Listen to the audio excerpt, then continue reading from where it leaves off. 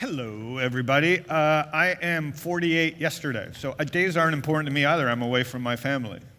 Okay, that started badly. But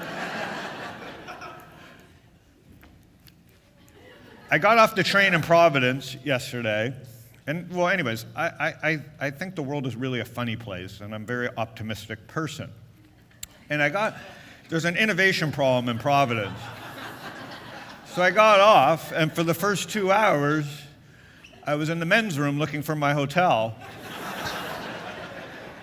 And I was tweeting, Providence really smells.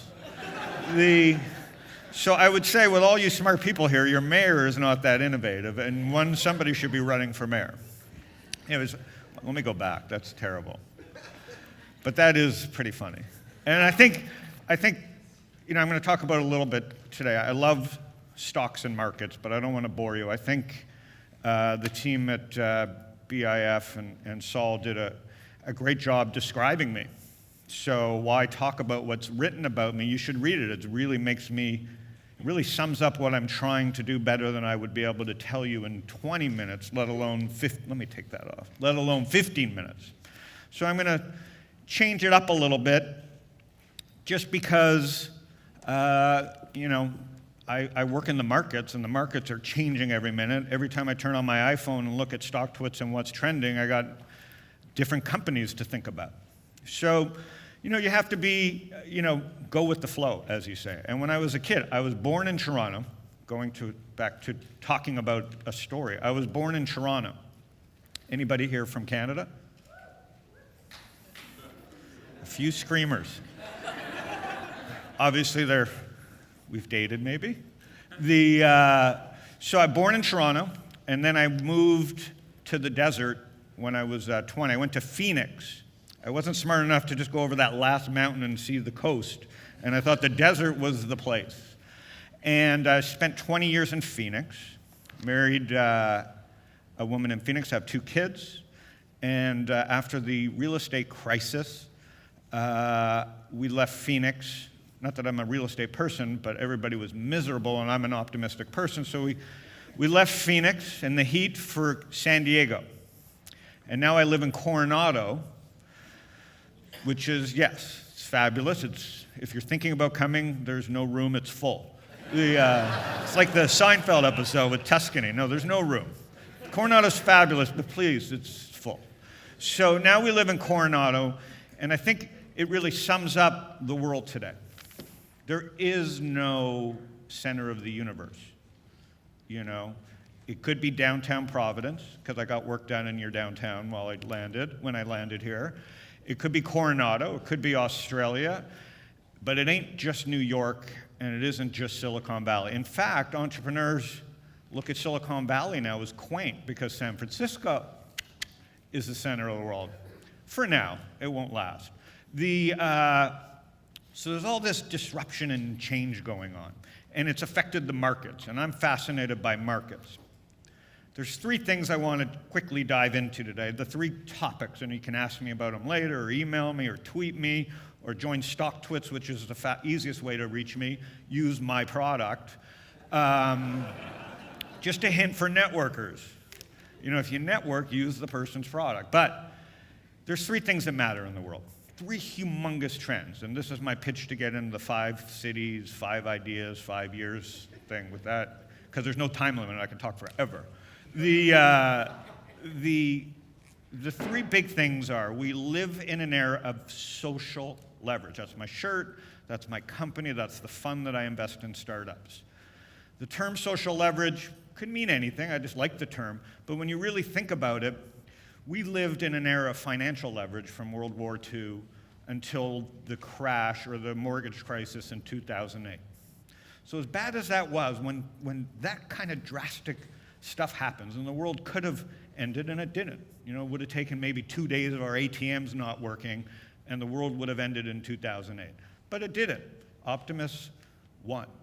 And forgetting the reasons now, because it's not important to me, I look forward.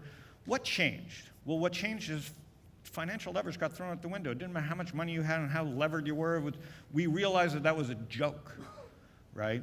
The financial leverage was nothing, because it's not a strategy, it's a tactic. Leverage is cool if you use it for a minute, a week, a month, but not for 40 years and base your whole existence on it. So that was the change from 2008. We now entered this world, and it ricocheted, financial leverage, major ricochet. We hate the banks. More people should have gone to jail. I've been through that. But really, the demise was set in motion, whether they know it or not. Whether it's Square or Dawala or Bitcoin or OpenCoin and names that I want to get into, you can follow me on the blog. And I don't even understand half these companies, and the banks sure as hell don't understand who's disrupting them. So that's cool. But that was the end of banking as we know it. And so, yeah, the people weren't punished. But we went from an era of financial leverage to what I call social leverage. Because I'll tell you what, in 2008, nobody was talking about Twitter or Facebook and LinkedIn and all the other stock twits and all the other products that came out. We were laughed at as toys.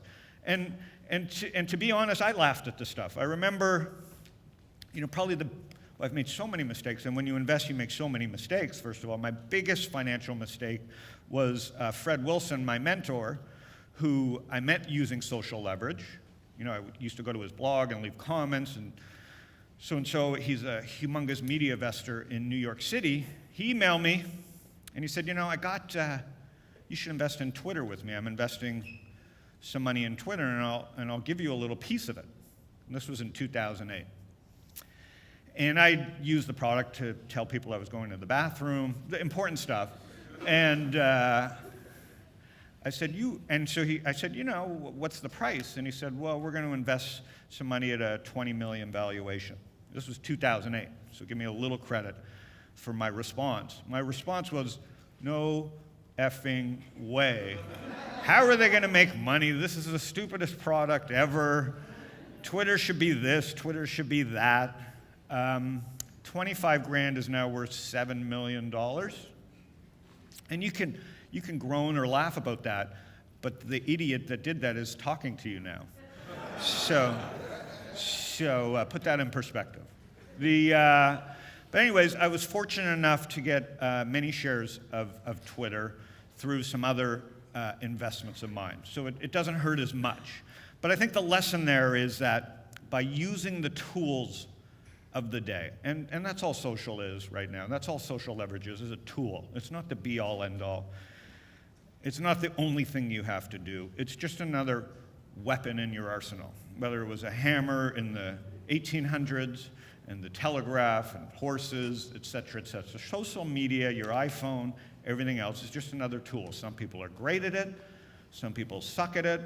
I would argue that everybody needs to learn how to use it or put somebody around them that knows how to use it. So that would get me to point number two. Point number one being social leverage over financial leverage. Point number two of this new era is a little derivative of that. I say it's called punch a banker, hug a developer. And if you really want to understand social leverage, and you don't, you have to embrace the developers, right? It's all now you hear about Stanford this and MIT that. And these kids at 15, 17 years old solving major problems. Well, they develop. They're developers. They speak a language that none of us speak. Okay, and so I would say, and it's changing so fast that you could almost say, punch your developer, hug a designer. And I would say that only because of this, right? They're building tools fast enough that I could develop a pretty good iPad app using somebody else's platform, but if I don't know how to design for this, right, then I'm screwed, no matter how smart I am. So, I mean, that's how things are changing. That's part of social leverage. So you got social leverage over financial leverage. You have punch a banker, hug a developer. And then the third thing is connecting the dots. And I'll end it with this. But it's a really important thing. This is what StockTwits is all about. This is my mission. This is our company's mission. This is what I'm passionate about. I'm passionate about the language of markets, okay? Everybody thinks, oh, you can follow the money. The word follow the money is very important. We got the terrorists by following the money. Well, you can follow the money to riches. Easton, amazing kid, for sure. Easton, are you still here? You are a genius. We met in downtown. No, I'm kidding. Easton was talking about 3D printing. Easton, do you own any 3D printing stocks? No, I have 2 3D printers, though. Exactly. So as smart as this little prick is, he doesn't own any of that. And so that's my mission. You know, I don't think I can cure homelessness. In fact, I probably put some people into homelessness. But I think I got to teach the world how to take these dots in their head. Okay? Goldman Sachs knows F all because they're not talking to Easton. Because Easton's using the products that are driving the revenues and the profits of SSYS, which I've been talking about for 2 years and the rest of us on StockTwits have, because we are in the streets talking to people like Easton and attending seminars and shows and tweeting and immersed in these products. So MakerBot, again, connecting the dots. And the easiest way, again, we don't have much time, so the easiest way is to immerse yourself in this, to sign on to StockTwits or follow my blog and just kind of connect the dots. But I talk about connecting the dots. You have a conversation with Easton, and I have my whole pitch today to talk to you about, and I'm listening, I go, I bet you he doesn't own stocks, and I bet you your parents have never asked you how to connect those dots. Have it? Do they own any stocks? They probably think the market sucks. Yeah, so he's talking about robotics. I'll give you an idea today to get me in the 5 and 5. iRobot. It's a $1 billion company out of Boston. Been around 10 years, does $1 billion in revenue, and is worth 1/15 as much as Twitter is. So again, he's talking about robotics. Soon robotics will be what mutual fund managers and hedge fund managers are talking about. And the way money works is they can't spend the time talking to Easton. They don't spend the time talking to Easton. They don't spend time playing with the products. They spend time gathering assets, okay? They're not connecting the dots, they're gathering assets, and this is our edge. We have StockTwits where we're talking about the products and connecting the dots, while they're gathering assets. And the second problem of their gathering assets is now they have all these assets. Guess what? When you have $1 trillion, you can't invest in Easton, or you can't invest in these little companies. So the iRobots of the world, when people finally discover that robots are the future and that they actually are companies that can make money, the Fidelities and the T. Rowe Prices and the hedge funds of the world will pile into the companies like iRobot, because that's how markets work, because they have so much money and they can't go put it to work in little companies. So this is about reading tea leaves, connecting the dots. But if you look at this company called Stratasys, which has been a public company for many years, I guess 2004, puttered along, nobody had heard of 3D printing. Everybody was talking about Hewlett-Packard. To be honest, I can't get my 2D printer to work. My 3D printer works better than my 2D printer. So, and if you put a chart of Hewlett-Packard up, it's the exact opposite of this chart, okay? And what did Stratasys do? They bought MakerBot, which I knew who MakerBot was because I read the blogs of venture capitalists who could give a shit about the stock market themselves. But they know more about the stock market even though they're not talking about the stock market, because they're investing in the companies that are the future. So again, we live in a world where there's social leverage. You can connect the dots by reading all these people. You can ask questions on the platforms that they use. The second thing is you need to innovate, you need to punch a banker, or forget about bankers and hug a developer. And then the third thing about innovating in markets is, yes, the institutions cheat, okay? It's just, if you're going to invest, get over it. They cheat, but they don't have that much more of an advantage over you. You didn't need to have inside information to own 3D printing stocks. And by the way, this is early days. I'm not saying to go buy the stock, I'm just saying this is early days of 3D printing. You don't need to cheat or have inside information. You need to understand how markets work and connect the dots and learn the language. And that's what we built StockTwits for, to help people learn the language of the markets. Thanks for having me, Saul.